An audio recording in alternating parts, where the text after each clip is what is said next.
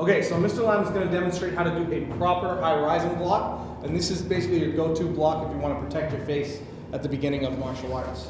So, yeah, to show a few more. And there's a lot of very important keys about this block is you want to rise essentially as vertically as possible on the opposite side of your face.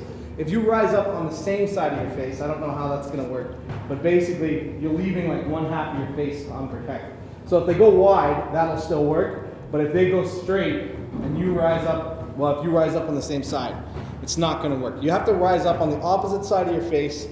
Now, he's also turning at the end. What that does is that increases the deflection. It's going to spread the force out over his arm, so he's not taking the impact on just one spot. He's taking the impact on over the whole arm, and it's going to deflect the opponent's arm off to the side. Done properly, the wrist should line up with the nose. The arm should not block the vision in any way when it's fully completed, only for a brief second as it's going up. And basically, this is how it's done. This is how you mainly train it. So if we practice this against the punch, if you come across from the side, you can take a look at how this would work against the thrust punch. So I want to punch to the face here. Now he's closing off. If we try opening. So here, one. Oh, he was too fast. See, he's not used to people punching at his face slow. So if I'm aiming right for his nose, he should be able to block. This isn't exactly how you would use this block in self-defense.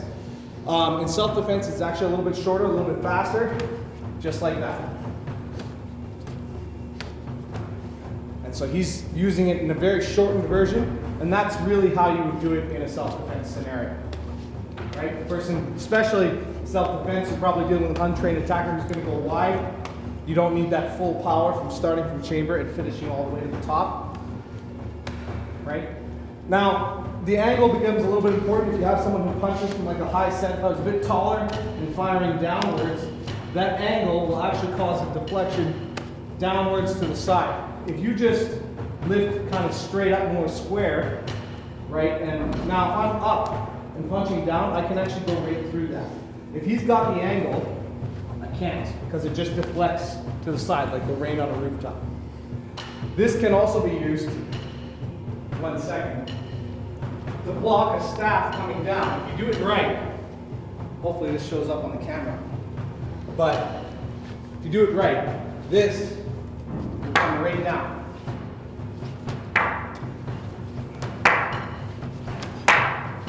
I don't want to hurt him, but it does work. If he had been doing that with a crossed T, we call this crossing the T, this would just break his arm and leave a nasty bruise and possibly hit him in the skull right after.